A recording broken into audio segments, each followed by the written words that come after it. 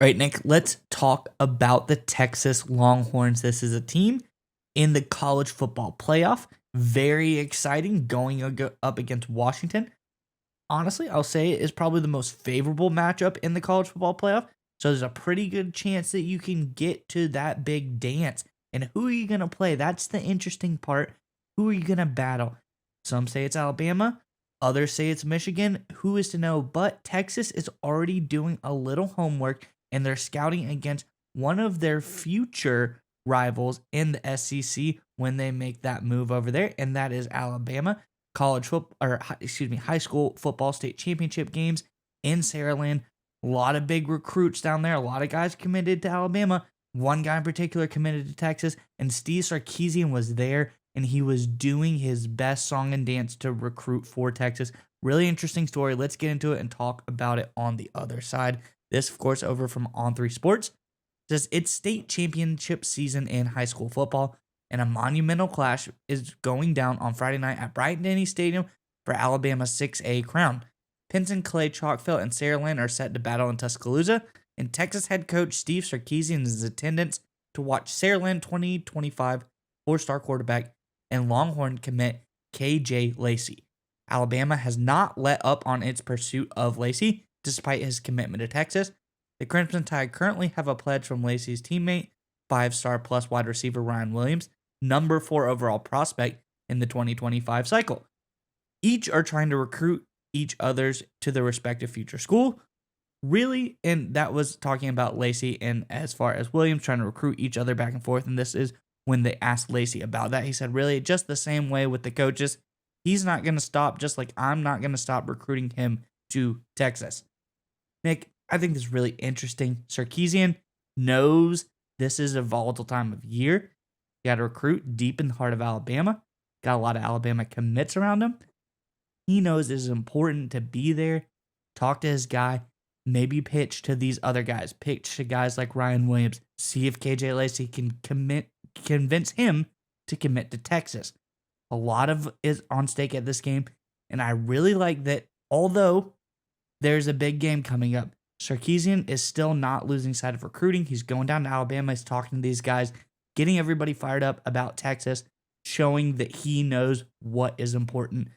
I'm curious what your thoughts are on Sarkeesian's choice to do all of this.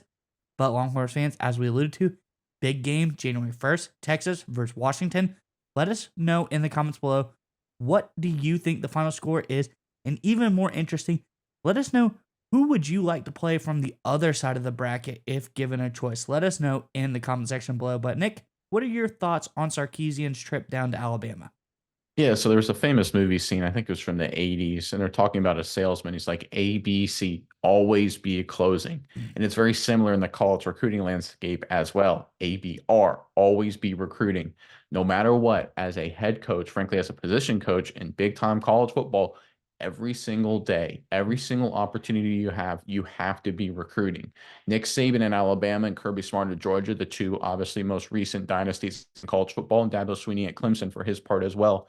They embody this to a T. You can't just have X's and O's. College football, the talent disparity can be so big. You have to win to get the right talent on the field. You have to have the right schematic coach to handle that. Jimbo Fisher at Texas A&M will certainly is evidence that it's not just about the talent, but without the talent, you don't have a chance. And without having elite talent at the quarterback position, you definitely don't have a chance. So credit for Coach Sarkeesian for going into enemy territory, going to Bryant-Denny Stadium, which of course he won earlier this season, that makes sure he keeps his top quarterback commit in the future class on the radar. This is how you have to do it, guys. Because if you get the quarterback, I truly believe this, if you get the star quarterback, you can get the star quarterback's teammates much easier. And here's the thing about high school football these days. There's so many all-star games, 7-on-7, things like that, that even if you don't get that high school quarterback's high school teammates, there's going to be guys who play with him in 7-on-7, who went to camps and things like that, that really like that quarterback, that will want to join him as well at the next level. And we're going to see that, I think, going forward with Lacey, as long as Texas can secure and solidify his commitment. Because we did a story, I think, a few months ago about Alabama is continually pulling out all the stops to get Lacey to come to the Tide. Texas recognizing that they got to make sure this is locked down, because it is not just a great player in Lacey, it's a gateway to other great players in the Alabama region. That's critical because, of course, as Texas is shifting to the SEC, they've got to go toe to toe with every SEC power, namely Alabama, for these recruits. And credit to Sarkeesian and his staff for understanding it's a ground game. And right now, the reality is because you're on an enemy turf, you're in Alabama, you got to show up in person. You got to make that extra step here. So give a lot of credit to Sarkeesian for recognizing that. And Texas fans, look, obviously, this year's been spectacular. I think right now they're going to go to the college football playoff. I think it's going to be Alabama, Texas. That's my prediction right now.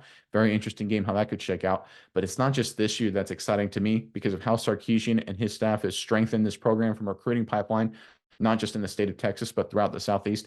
I think the future is very bright as well.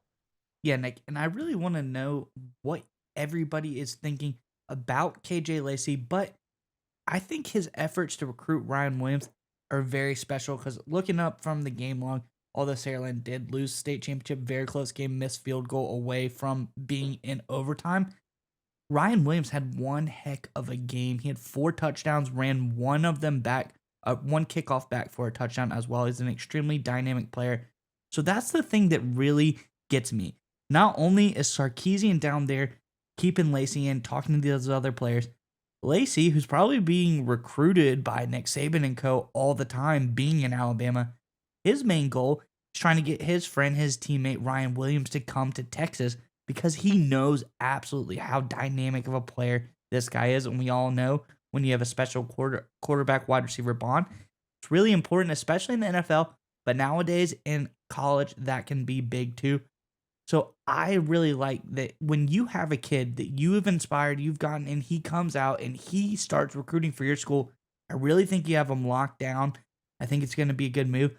But I think more importantly, Lacey's efforts to recruit his teammates, who are all Alabama guys living in the state of Alabama, very commendable, hard fought battle that is going to be had going forward. But I think it's very interesting, and I really like the prospect of potentially Ryan Williams coming to school at Texas with his quarterback. You bring up a great point about making sure you get a really good quarterback receiver combination. And remember, we talk about it all the time in this channel, right? College football, big time college football, is basically becoming very similar to the NFL, where it starts at the quarterback position and then it needs to have great relationships with his wide receivers. Texas taking the right approach. They're starting with the quarterback position, and Lacey's doing his part, trying to bring in some of the receivers he has a great relationship with. I agree with you. These next few weeks and months through the recruiting cycle are going to be very interesting for Texas to see if they can continue to make inroads in the state of Alabama. If they can continue to do it like they've been doing it, and again, it's not an easy task, obviously. This Texas team that just won the Big 12 title, they could find themselves winning SEC titles before long.